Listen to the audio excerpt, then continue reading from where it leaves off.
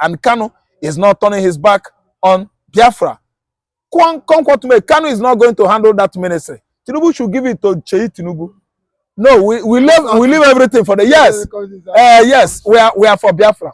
It is too late. It is now that Tinubu knows he's going to do that one, Abi. No, now he should have started agitating for this seaport of 10 international airport and so on. He shouldn't have been at least eating and drinking, benefiting from a Papa Wharf, collecting money from all the containers that the Igbos are bringing from the West. They are ripping us off. So now that Tinubu actually knows this is what should be done, says, say, I'm trying to tell you this. Igbo man, we know our rights. Igbo man, we're intelligent. Igbo man, we have our senses. Igbo man should not be deceived. We don't fall before any Tinubu deception.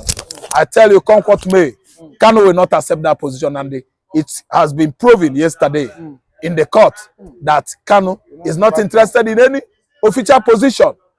He is after Biafra emancipation, and Biafra should be given to him.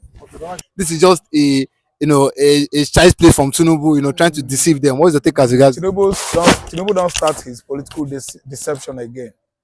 That's why he's delaying the release of Nnamdi. I think if you build Southeast port, if you give Southeastern states or regions port, well, good.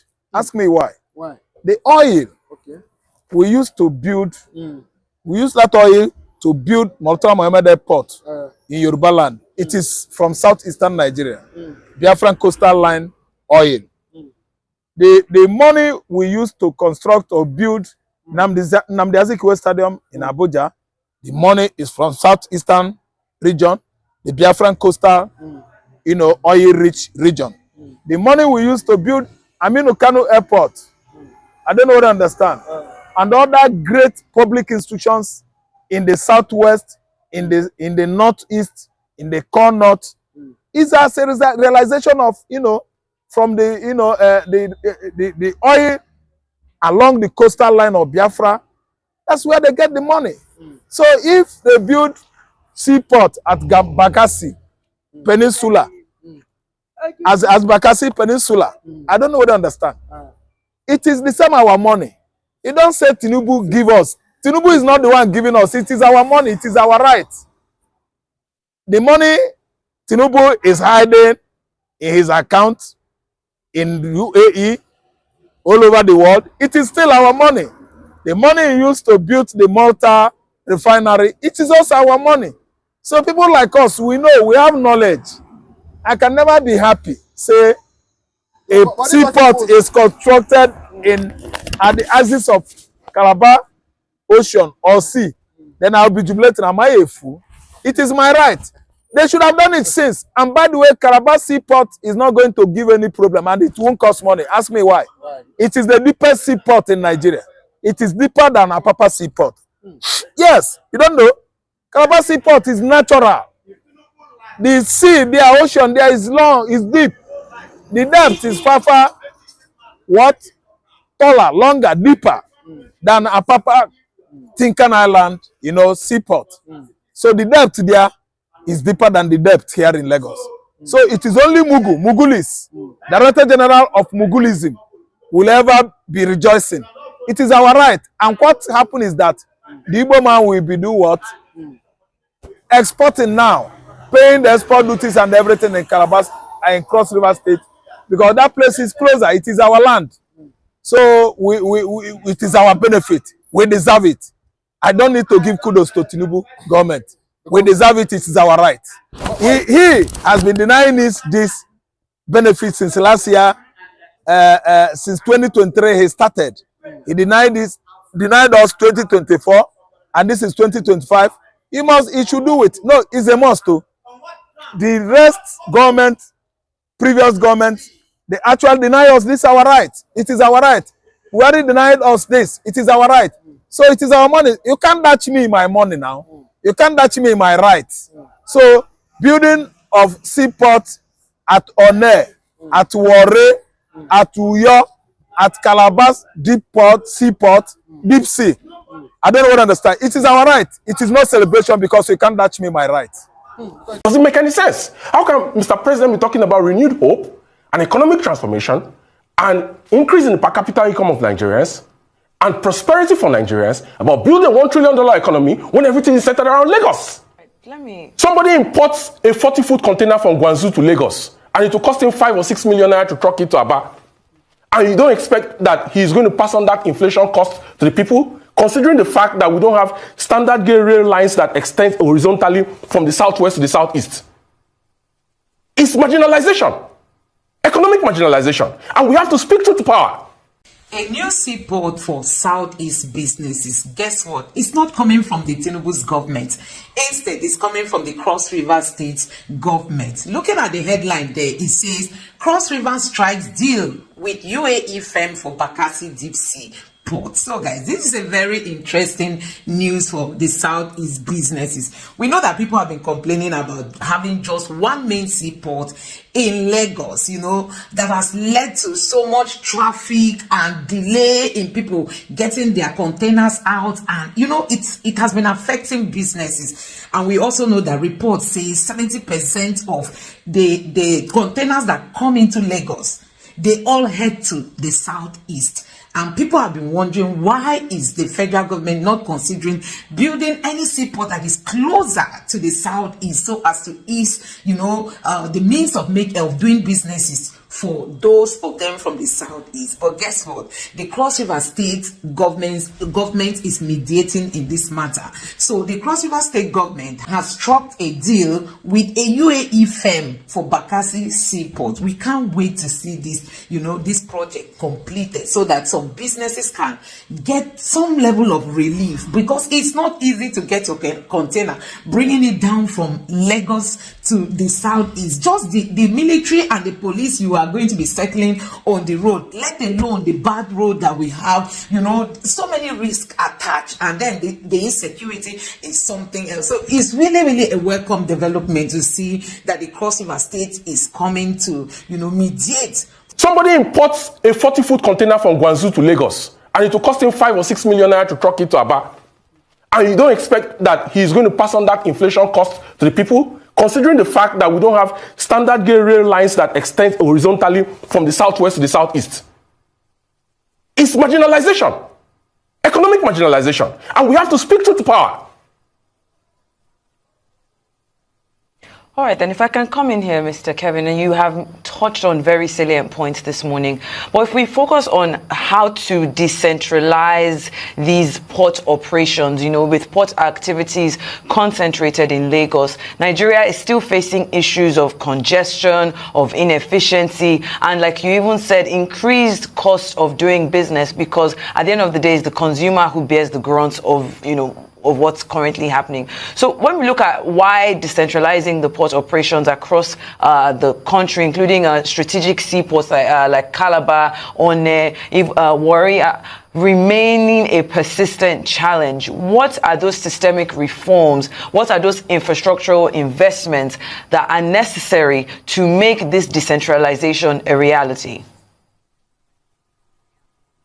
Cheito, I'll tell you what. Well, one of the reasons why house rent has been skyrocketing in Lagos, which also contributes to inflation that you have in Lagos, is because demand is higher than supply of houses in Lagos.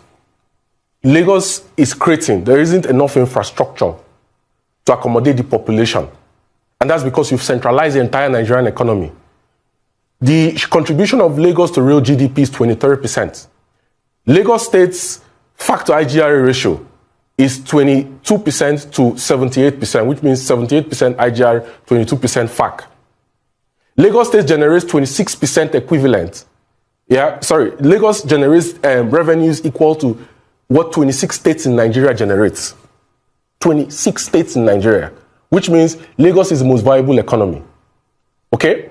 If you want to do in Calabar, in 2006, a contract was awarded to a Dutch company to embark on rehabilitation of that seaport and to raise the channel draft. The government had issues with the company over contract variation costs, and that lingered for a long time. When the government attempted to go back to do it, the company says that you cannot, and the case was in court In 2022, that case was taken out of court for out-of-court settlement. The immediate past MD of MPA says that, oh, they've taken the case out of court. We're going to work on raising the channel draft. The Calabar Seaport is dead. Like, you barely have vessels coming there. Maybe one vessel per week compared to Lagos. How do you build an economy when the smallest state by landmass that has the highest per capita income with the highest population, right, has the only functioning seaport in Nigeria, while everybody else is left to go home and dry? It doesn't make sense. This is the reason why I'm saying to the president that it is economic injustice, and Nigeria is structurally, like skewed to favor Lagos economy. And this is the basic truth. The Calabar Deep Seaport draft has not been done.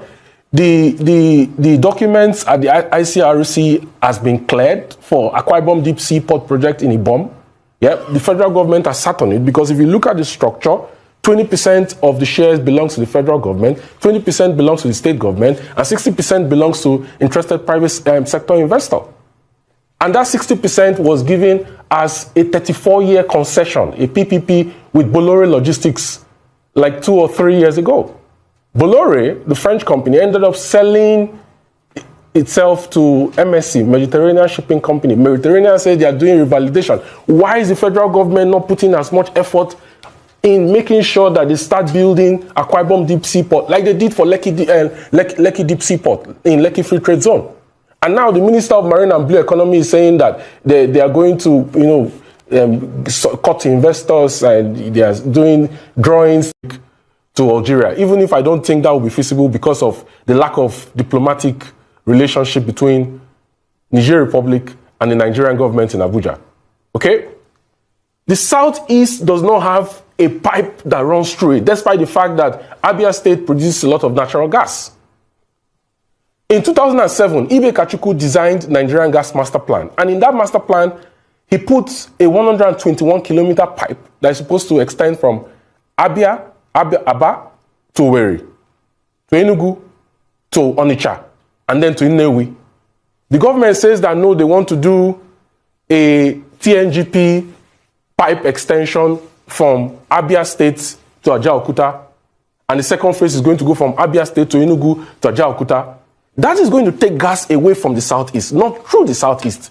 You need a pipe that extends that, because you need gas for glass fabrication, you need gas for urea, you need gas for power. 40% of the gas that is typically produced every day, either through associated gas that you get when you drill crude oil, yeah, or through non-associated gas fields, it's used for electricity. So how do you want to increase generation and increase feedstock to the gencos in the Southeast if you don't build a high-pressure transmission pipe? Whose responsibility is it to make sure that this happens? It's the Nigerian Gas Infrastructure Company, which is a subsidiary of the NNPC Group. So my question to the management of NNPC is, why have they refused to commission FID for gas pipes to the Southeast? Why have the Southeast Governors Forum not gotten into a meeting with the president to ask him why the region does not have a gas pipe that runs through it? What exactly is wrong that it seems that there is like a calculated power share between the Northwest and the Southwest, and until every other region in Nigeria gets permission from the Northwest and the Southwest, nothing happens in their region? It doesn't make any sense. How can Mr. President be talking about renewed hope and economic transformation and increase in the per capita income of Nigerians and prosperity for Nigerians about building a $1 trillion economy when everything is centered around Lagos? No, we've had this puzzle of asking the federal government, be it the Buhari's government or even this current administration, asking them to build a Southeast, asking them to build any of the seaports, that is very close to the Southeast, at least to help the Southeast businesses to thrive better. Don't forget that the dredging of River Niger was also a topic before now, but all those things have died down. But do you know what is even concerning is that Tinubu went ahead to approve dry ports in Oyo and Ogun State. So we have seaports in Lagos State, and Tinubu went for dry ports in Ogun State and also in Oyo State, instead of going to maybe River State or even Cross River, Akwa Ibom, Warri, all those places we have some seaports that have been abandoned by the government, going to revive those seaports so that they will start working. The government is not paying attention. I don't know if it has to do with tribe, because they know that the Igbos are the ones that are going to benefit. Anywhere there's seaports, you have heard it that 70% of the containers, you know, that are being cleared in Lagos State head to the southeast. So you can imagine if these seaports are actually built in places that are closer to the southeast, so that people don't need to travel this long journey of going to Lagos to clear container and then coming back to the southeast. You have to risk your life, your time, and spend so much money settling all the security agents on the road and all that. So guys, this is a really welcome development. Let me allow you to take a look at this reaction of this guy who got angry at the point, asking why the Tinubu's government or the Nigerian government is not paying attention to establishing seaports in places like the southeast. So guys, you have seen it for yourself. Yes, this was the argument this guy was making. Why are they not considering building the seaport in the southeast so that it will ease, you know, the means of doing businesses in the southeast, and also help people to make more profit? Because guess what, these containers cost a whole lot in bringing them down to the southeast. Not just the cost alone. Do you know how much they use in settling all these security agents you see on the road? And then some of them, sometimes, you know, the risk of falling, the containers may just fall and even fall on other smaller vehicles. It might even buy somebody, you know, all those stuff, and then the owner of the container will go into trouble to start settling all those cases. So a whole lot, you know. I'm just wondering if the government of Nigeria really has the interest of Nigeria at heart. They should not just be neglecting the Igbos because of that tribal hatred. They should know that the Igbos have got a lot of role to play for this country to move forward. They should pay attention to some of the challenges. You know, don't forget that what gave rise to the agitation, that people are agitating for secession today, is because of the abandonment by the federal government since after the Civil War. The government is only after taking the natural resources from the southeast, the oil and all that from the southeast and from the south, but no good attention is given to these two regions. I tell you, don't forget that under the Buhari's government, even River State did not see any key project from the Buhari's government. Not to talk of Bayelsa, and then you don't even come to the Igbo speaking side, because you know that one is a no-go area. I think the Igbos were not in Buhari's book at all, so don't even go there. So that's to tell you how these people are behaving. Areas that is giving you the oil upon which Nigeria is sustaining itself, you don't pay attention to them. You take this money. Now, when it was Buhari's time, Buhari was focusing on the north, shifting all the money to the north. Now it's Tinubu's time. Tinubu is focusing all the money to the southwest, you know, focusing on the southwest. So you can see that instead of him commanding that let there be seaports around or close to southeast to be built, you know, instead Tinubu is going for dry ports in Ogun State and also in Oyo State. So guys, I don't know what you make of this video. Let me know your thoughts in the comment section below. Please don't forget to subscribe to the channel, turn on the notification bell. Please give this video a like so that YouTube can recommend it to others, and let me know your thoughts in the comment section below. Thank you. No, you can't give me my rights. Okay. But we've also seen because just like you said, other administration, they've not been able to do this support, and you know, we know that the Igbos are the major importer or business people here in this country. Nigeria, yes, Nigeria. So bringing the goods from other countries down to Lagos, then shipping it to the southeast, you know, they spend much money. Bringing inflation, much money. So will this not bring at least ease or just to bring that joy to the heart of the yes, right. That's what I'm saying. It's a benefit to me as an Igbo man, and I deserve it. I over-deserve it in the past. They use it to play politics in Nigeria. They deny us that because they feel that we are good on importation, we are good on, you know, entrepreneurship, that is going to make us richer and bigger. And as you can see, they should do it. It is a must. Should is must. The same with must. Is that not why they want somebody like Peter Obi to become president? Because you know that when once not might. Yes. Must. I don't know what you understand. That is one of the prior, you know, objectives, you know, of Peter Greg Obi, because Obi is the one in power today. We would have gotten international airports, many. We would have gotten seaports, the whole Calabar, the whole One. That's for that called the whole Bayelsa, the whole Uyo seaport, even the Niger should have been dredged. They should dredge River Niger so that container will go direct from west to Onitsha. And they know that Igbo man will just, excel. So I don't thank anybody. I don't thank government on that Tinubu. I'm not even trying to do that. And I will never do that. Because it has been our benefit in the past.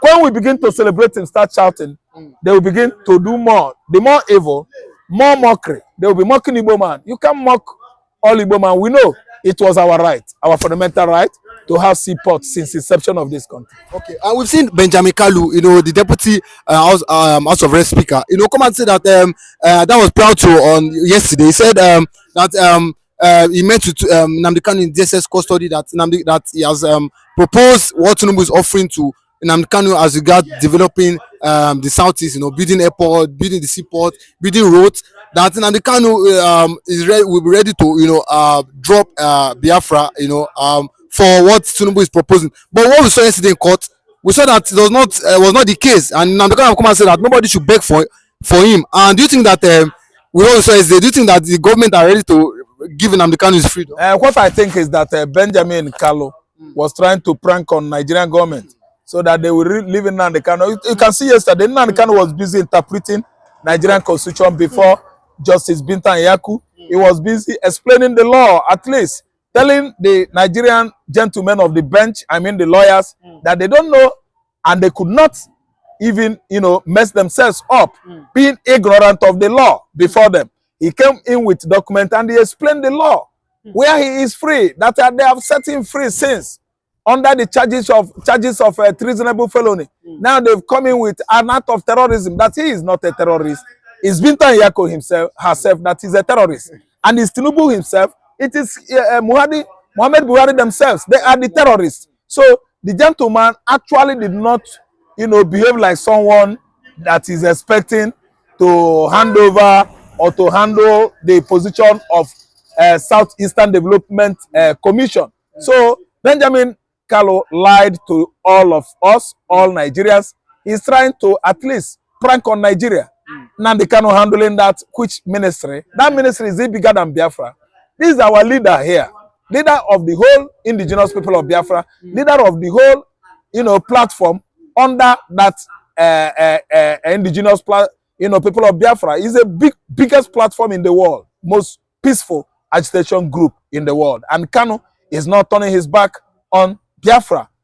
Kanu is not going to handle that ministry. Tinubu should give it to Tinubu. No, we leave everything for the yes, we are for Biafra.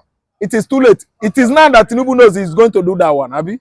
No, now he should have started agitating for this seaport of 10 international airport and so on. He shouldn't have been at least eating and drinking, benefiting from a Papa Wharf, collecting money from all the containers that the Igbos are bringing from the west. They are ripping us off. So now that Tinubu actually knows this is what should be done. Says, I'm trying to tell you this. Igbo man, we know our rights. Igbo man, we're intelligent. Igbo man, we have our senses. Igbo man should not be deceived. We don't fall before any Tinubu deception. I tell you, come what may, Kanu will not accept that position. And it has been proven yesterday in the court that Kanu is not interested in any official position. He is after Biafra emancipation, and Biafra should be given to him.